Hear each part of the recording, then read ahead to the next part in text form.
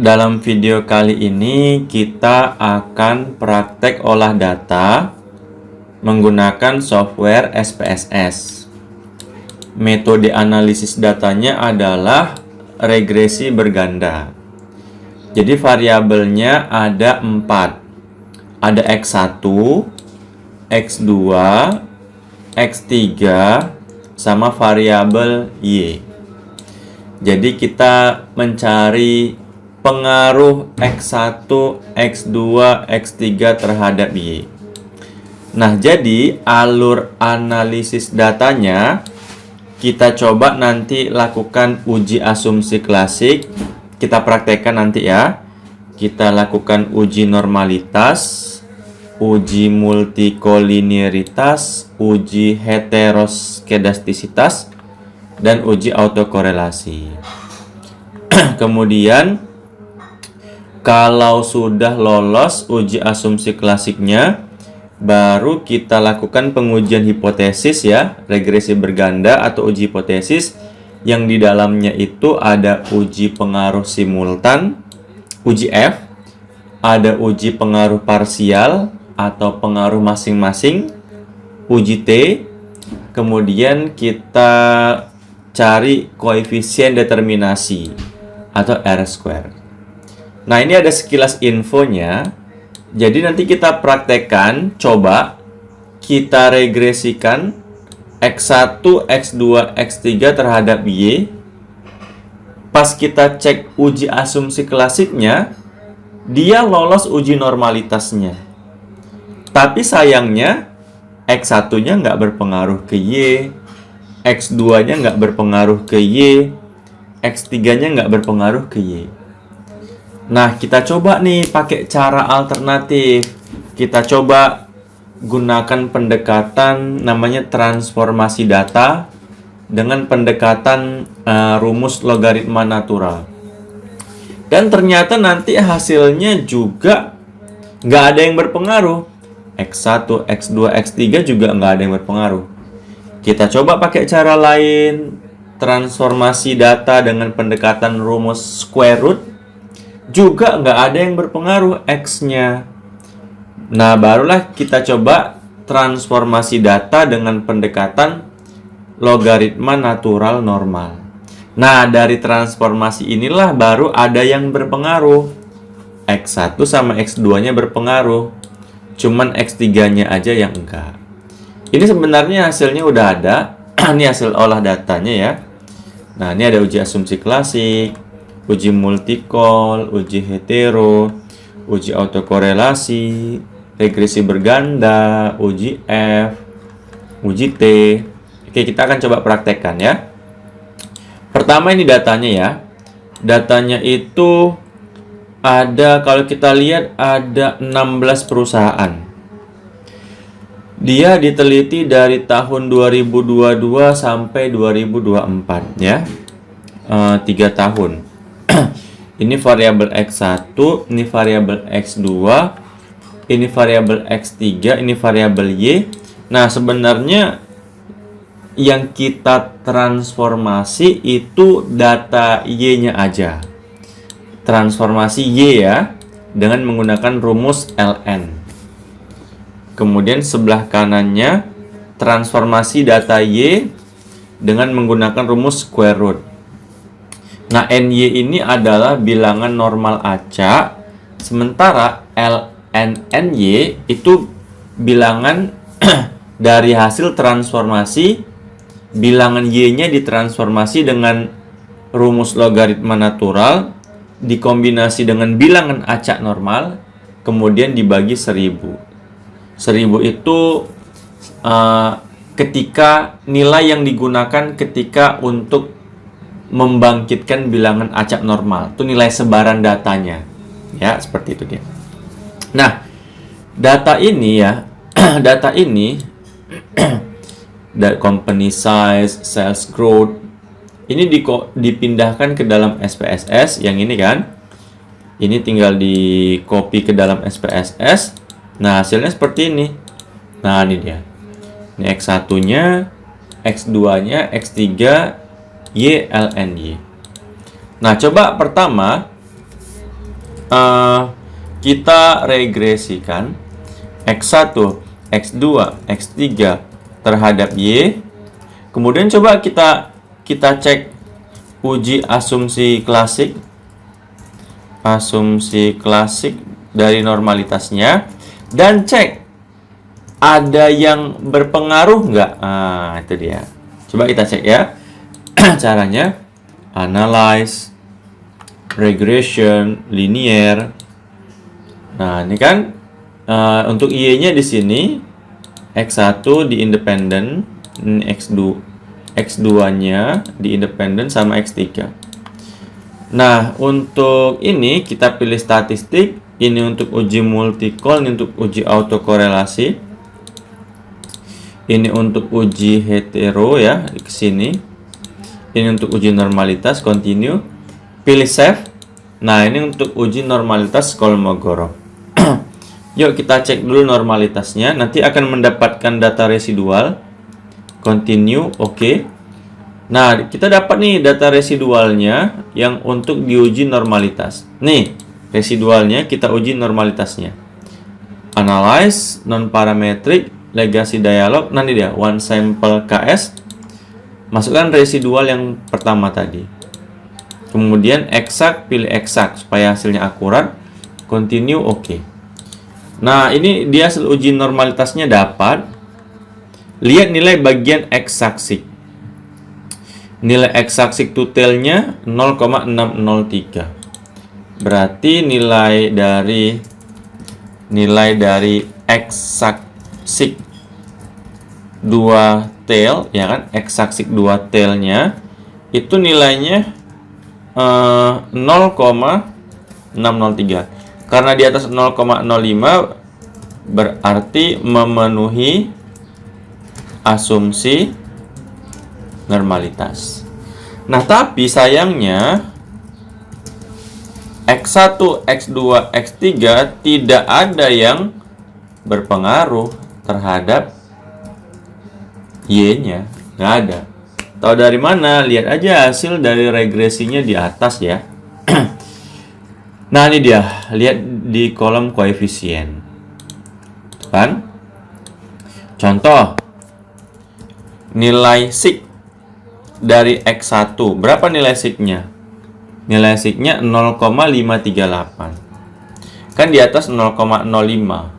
Berarti X1 tidak berpengaruh signifikan terhadap Y-nya. Itu X1-nya. X2-nya juga nggak berpengaruh terhadap Y. Nilai sig X2-nya 0,786. Ya, jadi dia bisa lolos uji asumsi klasik ya. Tapi belum tentu dia bisa berpengaruh. Itu dia. Begitu juga untuk X3-nya juga tidak berpengaruh signifikan. Berapa nilai sig X3-nya? 0,507. Nah, gitulah dia. Ketika kita regres X1, X2, X3 terhadap Y. Nah, coba kita uji, kita regres ya. Tapi kita menggunakan transformasi LNY-nya. Cek aja lah dulu, ada nggak yang berpengaruh? Ada nggak yang berpengaruh? Coba X1, X2, X3 terhadap LNY. Ini kita close aja outputnya. Analyze, regression linear. Nah, ini kita ganti dengan LNY. Akan muncul res yang kedua nanti. Res milik LNY. Nah, cek aja nih uji pengaruh parsialnya juga nggak ada yang berpengaruh. Tuh kan? Nih, nggak ada yang berpengaruh. Nilai sig dari X1 berapa? 0,840. Juga di atas 0,05. Untuk X2 juga, untuk X3 juga. Ketika kita pakai transformasi LNY juga nggak ada yang berpengaruh dia. Ini 617. X3-nya 878. Mau pakai transformasi SQRT juga nggak ada yang berpengaruh dia. Pakai square root. Coba, ini kita close dulu. Close dulu. Kita regresikan, kita ganti dengan yang SQRT. Ini juga nggak ada yang berpengaruh hasilnya. Nah, tuh kan. SQRT-nya.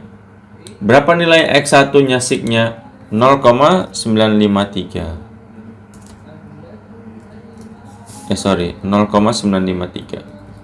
Nggak berpengaruh kan? X2-nya juga nggak berpengaruh, 443 SIG-nya. X3-nya 0,604. Jadi pakai transformasi LN nggak ada yang berpengaruh, ya kan? Transformasi SQRT juga nggak ada yang berpengaruh. Nah, harapan terakhirnya kita coba pakai transformasi logaritma natural normal. LNNY. Ini dia kan? Logaritma natural normal LNN. Ini ada yang berpengaruh, ada yang berpengaruh. Coba kita regres ya. Analyze, regression, linear. Oh, kita hapus dulu outputnya ya. Analyze, regression, linear. Nah, kita ganti dengan LNN ini dia. Kita pilih oke. Nah, ini ada yang berpengaruh. Lihat nilai SIG-nya. Itu kan ada kan? Tuh, nilai SIG-nya. Berapa SIG dari X1-nya? 0,038. Kan lebih kecil daripada 0,05. Berarti X1 berpengaruh signifikan terhadap Y. Begitu juga X2-nya nilai SIG-nya 0,001. Ya kan? Lebih kecil daripada 0,05. X2 berpengaruh signifikan terhadap Y. Nah, tapi kalau X3-nya dia nggak berpengaruh dia. X3-nya X3 dia tidak berpengaruh signifikan terhadap Y-nya. Karena nilai SIG-nya 0,332. Nah, dia. Nah, itulah hasilnya ya. Nah, udah ketemu ya. Jadi transformasi yang cocok itu logaritma natural normal. Nah, kalau mau cek uji normalitasnya, ada uji normalitas, uji heteroskedastisitas, uji autokorelasi, kemudian uji apa lagi ya? Multicol. Nah, langsung bisa kan dapat RS 3-nya tadi, RS 4. Atau kita hapus saja ya, kita buat untuk yang pakai LNNY. Kita lakukan uji normalitasnya. Kita regres dulu dari awal kan terhadap LNNY. Muncul res yang baru kan. Uji normalitasnya dia lolos dia. Kita bisa ambil yang nilainya eksak SIG-nya. Nih kita pilih eksak ya. Oke, continue oke. Maka dapatnya nilai eksak SIG-nya 0,741. Ya. Ini ada di sini 0,741 kan. Karena di atas 0,05 dia normal ya. Kalau gambar ini udah muncul langsung di sini. Titik-titiknya ini menyebar di sekitar garis diagonal, berarti normal. Kalau fifth-nya uji multicol bisa ambil nilai di kolom fifth ya. Ini 1,041, bukan 1041 bukan. 1,041, 1,029, 1,070. Kalau di bawah 10 dia lolos, nggak terjadi multicol. Nah, untuk uji hetero kita perlu run sedikit ya. Pilih transform, compute variable. Di sini isi absolute residual. Nah, di sini kita absolutkan nilai residualnya, baru akan diuji heteronya. Ini mengabsolutkan residualnya. Nah, ini dia. Jadi positif dia, negatif positif. Baru kita regres terhadap absolute residualnya. Bukan Y-nya lagi di dependent, tapi absolute residualnya. Kemudian pilih OK. Pilih OK. Nah, muncullah dia nilai SIG Gletser dari X1 0,582. Nilai SIG Gletser dari X2 0,126.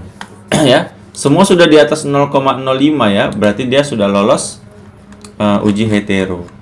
Mana dia tadi? Nah, ini dia. Baru uji Durbin-Watson itu tinggal diregres ulang. Durbin-Watson.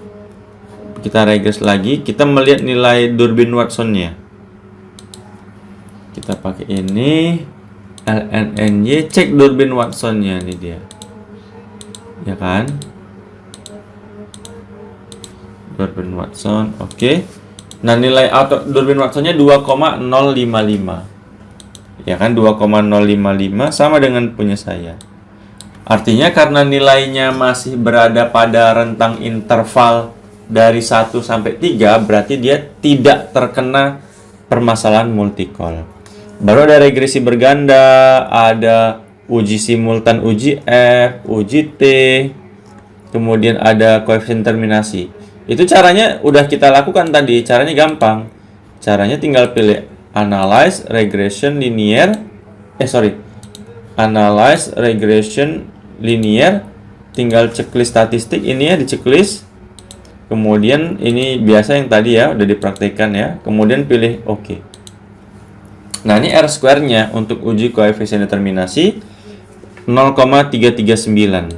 Pengaruh X1, X2, X3 terhadap Y sebesar 33,9%. Untuk uji pengaruh masing-masing parsial yang berpengaruh 2 ya. X1 sama X2 berpengaruh signifikan terhadap Y-nya. Tapi kalau X3-nya dia enggak, karena nilai sig-nya di atas 0,05. Uji F-nya kalau dia secara simultan berpengaruh signifikan. F-tabelnya 2,816. Dapatnya dari mana? Ini dari bawaan 3. 3 itu X-nya, X1, X2, X3. 44 itu jumlah pengamatannya ada 58. 58 dikurang X-nya ada 3, kurang Y-nya ada 1. 58 dikurang 4, 54 nih dia. Baru pakai rumus di sheet F-table. Ini rumusnya untuk menghitung F-table. Ada rumusnya dia. Dapatnya 2,015. Nah dia 2,015. Mana ya? Ini F-table. Uji F. F-tabelnya berapa tadi? F-tabelnya ini 2,816, 2,816. Dengan tuh 2,816. Ini dia. Nah, baru ini ringkasan hasilnya ya. Ini ringkasannya bisa dibaca. Oke, terima kasih.